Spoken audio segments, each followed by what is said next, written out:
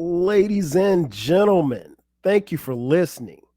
Thank you for downloading. And thank you for subscribing to the latest edition of the 12 Kyle podcast. I am your boy, 12 Kyle. Man, check this out. On this episode, what I want to talk about is we're going back. We're going back to November 14th, 2003. On that day, Jay Z released his highly anticipated album, The Black Album. Wow, it's hard to believe that this album is actually turning 20 years old. I remember it coming out I remember it like it was yesterday. And it doesn't seem like it's actually 20 years old, but I mean, this was supposed to be Jay-Z's swan song. This is supposed to be it. This was going to be his final album as an artist.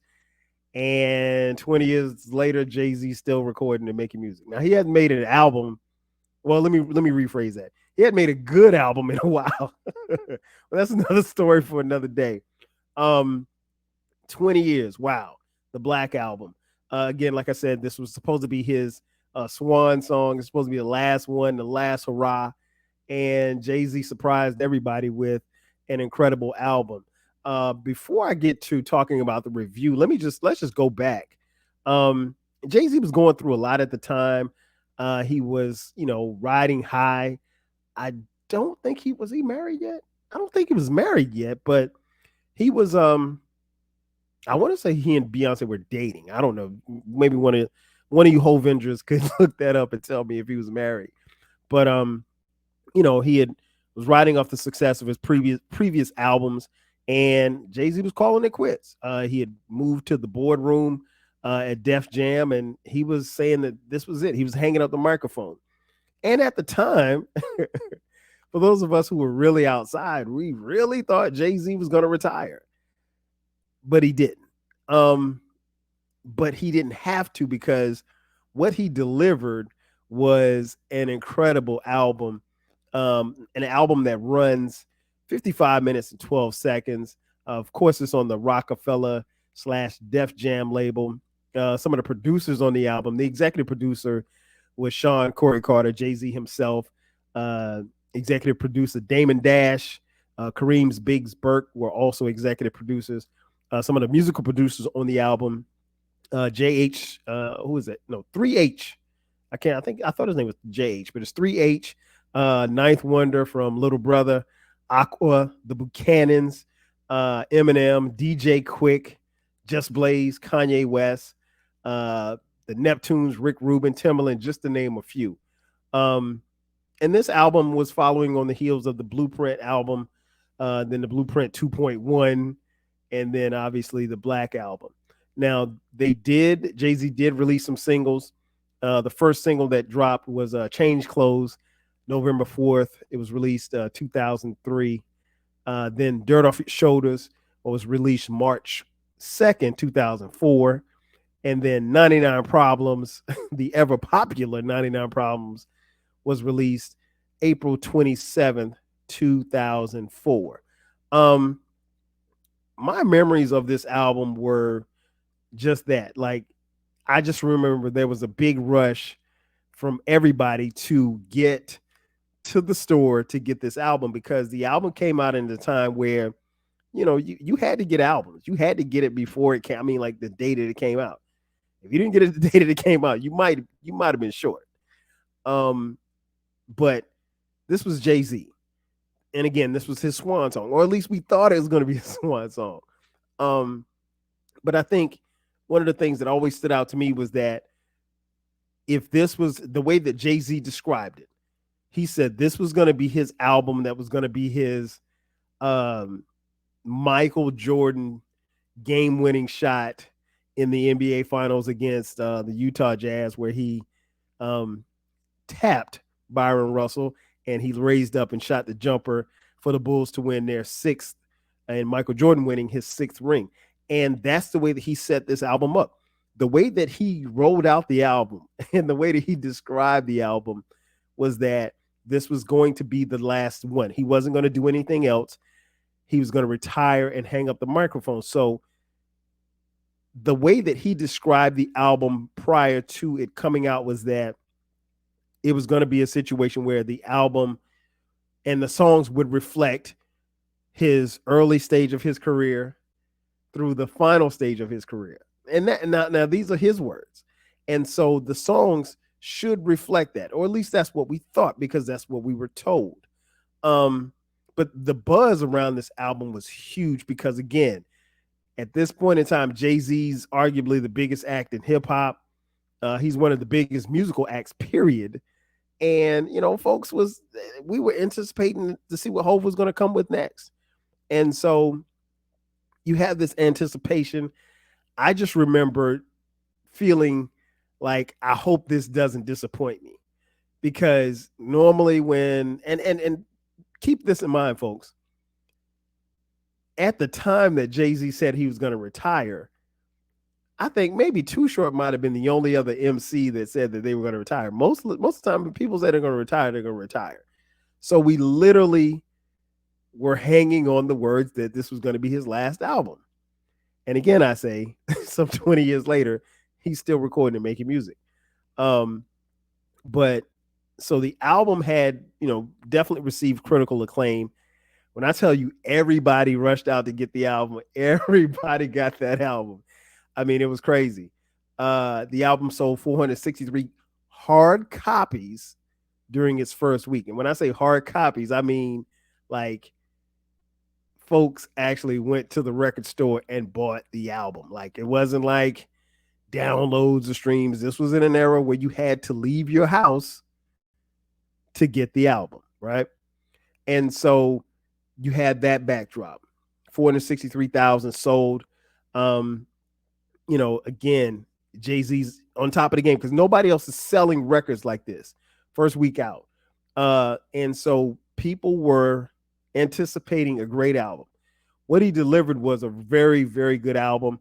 Where this album ranks as far as his discography is really debatable. I know some people saying like my man Eclectic, who say that this is his last great album. I wouldn't go that far, but I think this album kind of ended that particular run for Jay-Z. But an incredible run nonetheless. And then he picked up and had another run after this one. I don't think it was as successful, but that's up for debate. But again, 460, I mean, you basically going almost gold your first week out.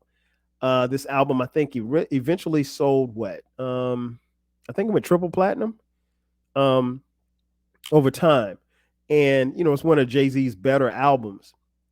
And here's the funny thing. There are no guest featured rappers on this album. I mean, you have Pharrell Williams singing on the hook, but there's no Memphis Bleak. There's no Beanie Siegel. There's no, Ice Cube. There's nobody on this album but Jay-Z. And he wanted to, and he succeeded in getting some A-list producers on the album. I mentioned a few. And I'll talk about it as we break down the songs, as we go through the actual songs on the album. But Jay-Z, I think with this album, he hit it out the park. I really do. I think Jay-Z was at a place where he really, to use a Michael Jordan reference, Jay-Z really wanted to separate himself from everybody else. And he wanted to put himself in a position where if you were debating MCs, that he would leave no doubt as to where he fit in the landscape of MCs. And so I think, having said that, I think this album definitely helped in the Jay-Z debates as far as how good or how great he was or what have you. I think what's interesting about Jay-Z is that Jay-Z always, to me, and I say this as a fan, Jay-Z always struck me as a guy who, an artist. Like I think he enjoys recording. So the idea of him quitting or retiring from music, I'll be honest, it didn't make sense to me, because he he gave us so much music in that time frame up until that point that I don't know that that was going to be. I don't know that it was going to be easy for him to stay away from rap. I'll put it like that. Um, and then obviously, moving his personal life further along, getting married, eventually having kids. That does something to a man positively, and so he was in a different space, in a different he was in a he was in a way different tax bracket from Reasonable Doubt Hove. But I think this album serves as a timepiece for Jay-Z, and I love to hear Jay-Z fans or just rap fans in general where they place this album. And I think when you speak to Jay-Z fans, their fandom, if you ask them where they rank this album, their fandom will tell you a lot about where they rank this album. The diehard Jay-Z fans, or what we call the Hovengers, the Hovengers got this album, for some it's top 3, top 2 album. And I've even heard some people say it's his best album. I wouldn't go that far. I don't think it's his best album. But I think Jay-Z is at a place in this album where everything fell in line. And I think musically, he did everything that he wanted to do and more. And I think if Jay-Z stops his career, much, like a lot of people say, if he had stopped his career, his musical career after this album, I think there's a strong case that could be made that Jay-Z could be the greatest of all time if he stopped at that point. But he didn't. He didn't. So it kind of is what it is. So let's get through the tracks. The album starts off with an interlude from Just Blaze. That's track 1. Then track 2, December 4th, which is Jay-Z's birthday. Also produced by Just Blaze. Now, on this track, we hear a voice from a female and come to find out that is none other than the voice of Gloria Carter, Jay-Z's mom. I thought this was a cool look. I will admit, after a period of time, it got kind of corny because like one of the things she said, like at the age of 4, we taught him how to ride a bike. Isn't that special? I'm like, no, that's not special. He rode a bike at 4. He's a kid. Who cares? And she was like, he weighed 10 pounds at birth and he didn't give me any pain. I'm like, okay. I mean, like, that don't make you a dope rapper, but go ahead and cook. But his mom on there that was a cute look, I guess. Then the album, in my opinion, even December 4th, I think is a dope song because this is vintage Jay talking his shit. And, he ends this song by saying, I'm supposed to be number 1 on everybody's list. Let's see what happens when I no longer exist. I mean, that's Hove talking shit. It's like he was telling people like, this is it. And to hear a line like that, it kind of plays with you because now you're like, oh, this guy's really, really getting out of here. Like he's really getting up out the paint. And so it just kind of further drove home the point that, Jay-Z was really, fading out. So the next track 3, What More Can I Say? Produced by the Buchanans. This might be one of the best tracks on the album. No, I'm not gonna say might be. This is one of the best tracks on the album. And so wait a minute. I'm sorry. I'm one track ahead. December 4th isn't the track where he made that song that made that verse. The What More Can I Say is the song that he did that particular verse about. I'm supposed to be number one on everybody's list. My bad. But nonetheless, Buchanan's kill this beat. It's one of my favorite songs on the album. And again, Jay-Z ends it perfectly.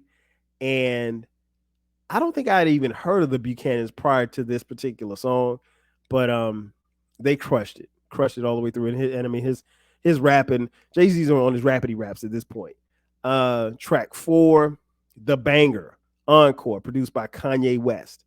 Man, listen, this is when you think about like some of the smashes that Kanye has done with Jay-Z, for me, this is one of the ones that come to mind.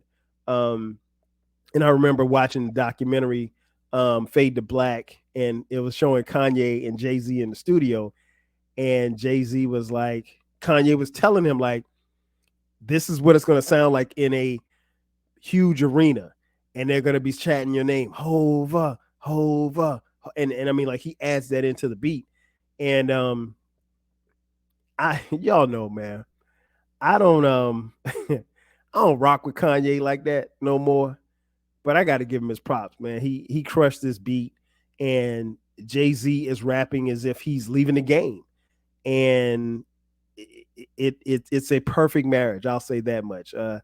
Both he and Kanye absolutely are out of here on that track.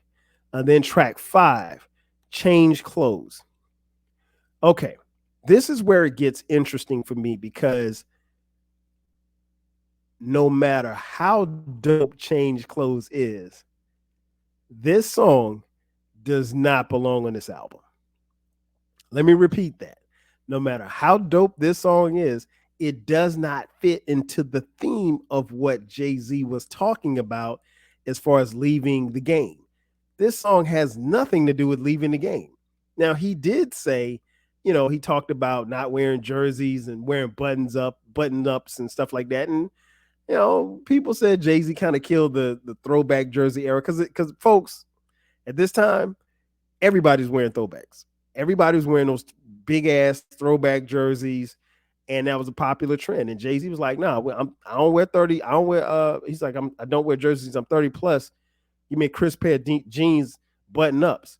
And so dudes quietly got rid of their jerseys, and they moved to button ups. And so we was in the club in button ups. I will say this much: I did have a lot of button ups. But for those of you who weren't outside or weren't around in 2003, button up shirt. It's a collar shirt, but it's a fly shirt and it's button up. So yeah, Change Clothes, man, it's a dope song, but it has no business on this album. I just don't think it fits. I don't think it fits. Then we get to track 6. The album takes off even higher from this point. Track 6, Dirt Off Your Shoulder, produced by Timbaland. I remember again watching Fade to Black documentary, and they showed the actual studio session where Timbaland is in with Jay-Z, and he plays one of the beats. The first beat he played for Jay-Z, I think, was the beat that ended up going to Ludacris. I can't remember the name of that song. But he plays Dirt Off His Shoulders. And Jay-Z's just like bobbing, like he can't believe what he's hearing. And so this song, I think, is one of Jay-Z's. I mean, obviously, it's probably the most popular song on the album. But Dirt Off Your Shoulders is a banger. It's a smoker. And I mean, like, what can I say? It's vintage Jay-Z. Then we get to track 7, Threat, produced by Ninth Wonder. This one surprised the hell out of me. One, because Ninth Wonder at the time was a member of one of my favorite rap groups, still one of my favorite rap groups of all time, Little Brother. For a beat maker like Ninth Wonder to get on a Jay-Z album was, for us, phenomenal, because, like, for me, I'm like, yo, how does Jay-Z even know who Ninth Wonder is? Like, because, if you're a Backpack Rapper fan, like, you don't think that the stars are going to align for a Backpack Rapper or a Backpack producer to end up on a groundbreaking album or a final, solo album from Jay-Z. But Ninth Wonder gets on the beat, and I mean, he crushes it. They get a interlude. I mean, sorry, not a voiceover from Cedric the Entertainer, which is funny. Dope song. Then track 8, Another banger, Moment of Clarity, produced by Marshall Mathers, aka Eminem. And Eminem is not even on this song, but he produced a really really dope track. I think this is Jay-Z in his reflective mode. I think he's really at a point where he's describing what he's going through, and you can take something from what he's giving you as he is quote unquote on his way out the door. Track 9, 99 Problems, produced by the legendary Rick Rubin. Listen, 99 Problems obviously is a play on from the interpolation from Ice-T, 99 Problems. But when you add all of the stuff that Rick added in, like it sounds like an old school Run DMC. It sounds like an old school Run DMC song. Love this joint, man. Love this joint. I remember when the video came out for 99 Problems and BET didn't want to play the video. It was the BET. It was either BET or MTV. They didn't want to play the video because in the video it shows Jay-Z getting shot. And I was just like, really? I mean, but I think that's part of PR. But dope song. Probably one of the most, popular songs on the album. Then I think the album takes it to a whole nother level when track 10 comes on.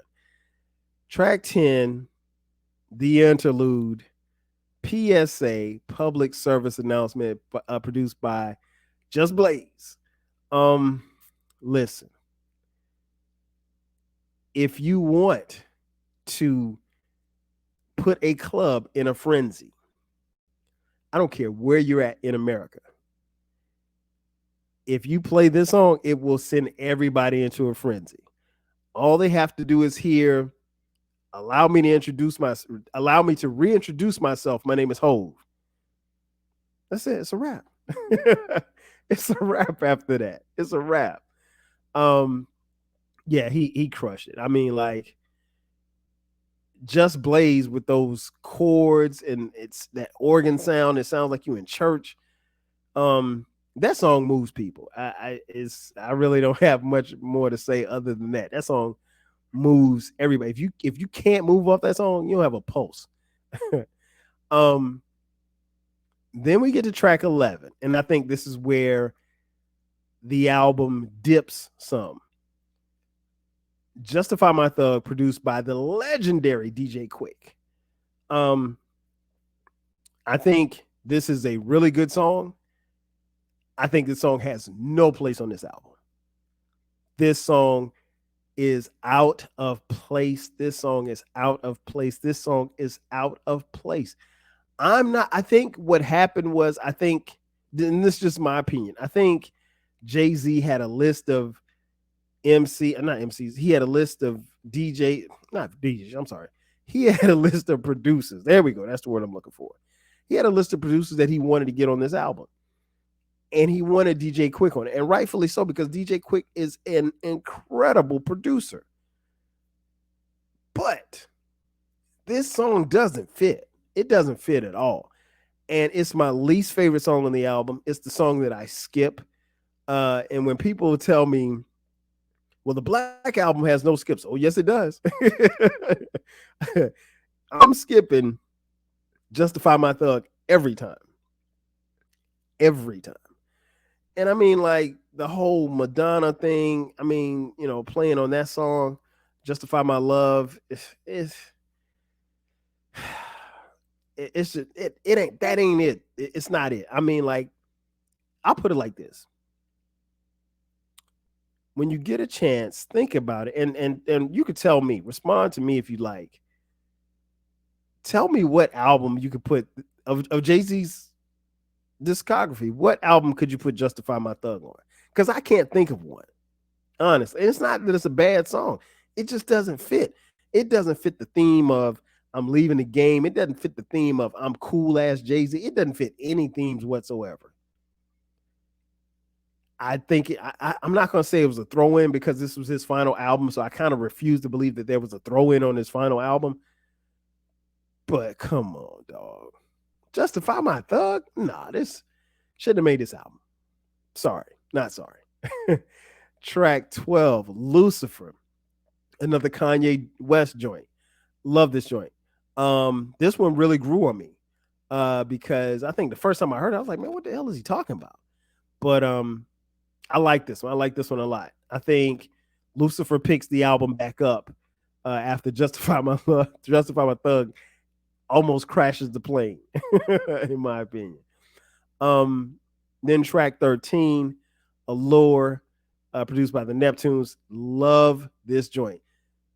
Again, Jay-Z's telling you like how it is, and he's kind of painting this picture as he's this mobster trying to get out of the game. And in essence, he's this rapper trying to get out of the game.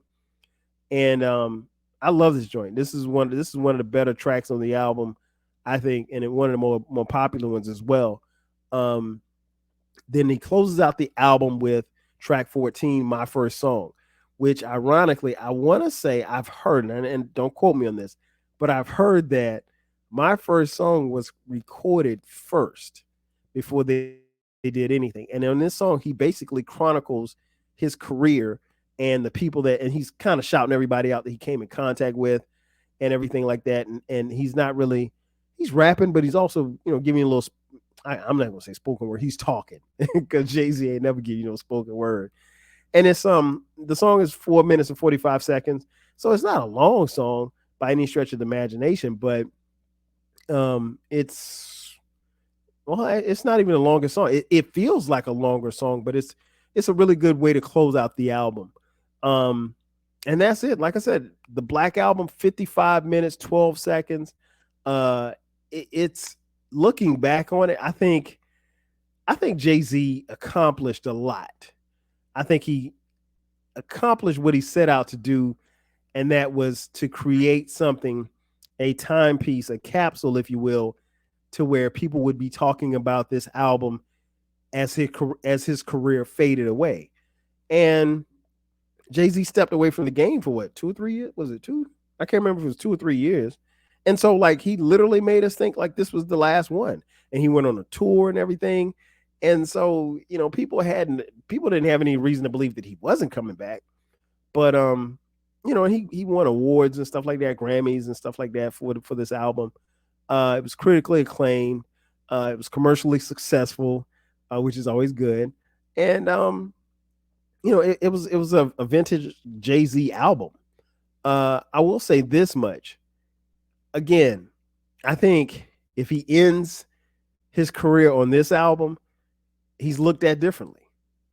And that's not a bad thing. I think that's a great thing. I think that kind of puts him in a stratosphere of immortality. Whoever you think the GOAT is, I think if Jay-Z stops at this album right here, he's mentioned. And I mean, Jay-Z's always mentioned within the GOATs. And that GOAT conversation is a loaded conversation. We're not going to get into it on this episode, but you can make a case. You can make a strong case with Jay-Z being at the top of the GOAT list, if you will. But all in all, man, it's a phenomenal album. If you haven't heard it in a while, go back and give it a spin. It's worth your time. I think Jay-Z really, this was the end of the first chapter of his run. And I think this was a great bookend to that chapter.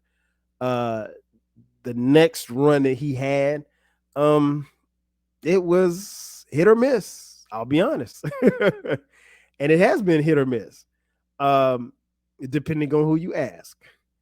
But no, all in all, man, I love this album.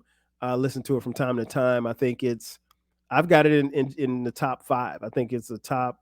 I can't remember where I have it ranked, but I think it's definitely my top 5. It might be in my top 3. But it's a great album. It's one that, like I said, production wise, he didn't miss as far as production. He set out to get some, and he got some producers on here to deliver some smokers, from the Buchanans to Ninth Wonder to obviously Just Blaze, Kanye West, just to name a few. And against a couple of missteps, as much as I am, not as high on Change Clothes. And I think Change Clothes is a good song. I could deal with Change Clothes. Justify My Thug is a skip. So you guys know how we do. Anytime we talk about the album reviews, there's always a question. Okay, well, if you had a chance to, under the mic system of The Source, how many mics would you give this album? I don't know if if this album was ever reviewed by the source for it doesn't appear that it has been. But I'm going to give this, back then I would have given it 4.5 mics. Now today, at the time of this recording, it's a 4 mic album. I think it's a 4 mic. If you tell me it's 4.5, well, I'm not gonna argue with you.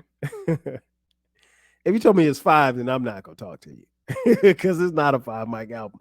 Justify My Thug eliminates any possibility of this being a 5 mic album just with how it sounds and how it's presented. And again, it's not a bad song, but I can't think of any of that. I could change clothes and put it on something else on one of Jay-Z's other albums. I could put that on the Dynasty album, and I think it'll fit fine. Justify My Thug, might have to put that on the soundtrack, bro. But like I said, when you get a chance, take a listen. I'm sure that you will not be disappointed. Ladies and gentlemen, that's going to do it for me. This has been another edition of the 12 Kyle podcast, a bonus edition. Again, taking a look back on the Black Album 20 years later. It's hard to believe it's been 20 years. The album, again, dropped November 14th, 2003. Be sure to download, subscribe to this podcast if you haven't done so already. If you want to hit us up on YouTube, subscribe on YouTube as well. Thank you for watching. This podcast drops every Thursday at midnight. Every time we drop bonus episodes just like this one on Sundays at midnight. And if you feel so inclined, if you want to break us off with a couple of dollars, hit me up on Cash App, $TWELVEKYLE. Again, that's going to do it for me. I am your boy 12 Kyle, and this has been another edition of the 12 Kyle podcast. I'll catch you guys next time. 5 G's. Cheers.